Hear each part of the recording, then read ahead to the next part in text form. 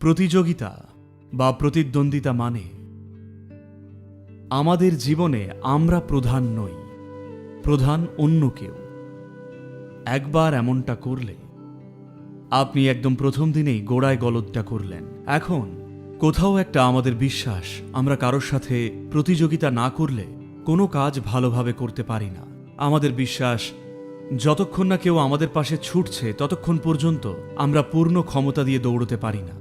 এটা সত্য তখনই যখন মানুষ এক ধরনের নির্জীবতা বা আনন্দহীন হয়ে থাকে। যখন কেউ আনন্দে থাকে তখন সবকিছুই সে পূর্ণ উদ্যমে করে। তাই প্রতিযোগিতা করুন বা না করুন, শেষমেশ আপনার নিজের সম্ভাবনা বা প্রতিভাকে পুরোটা প্রকাশ করতে পারাটাই আসল ব্যাপার। আর এমনিতেও শুধু সেটাই করতে পারেন। সমাজে প্রতিযোগিতা যে অত্যন্ত অপরিহার্য হয়ে পড়েছে, তার কারণ আমরা আনন্দহীন সমাজ তৈরি করেছি বলে।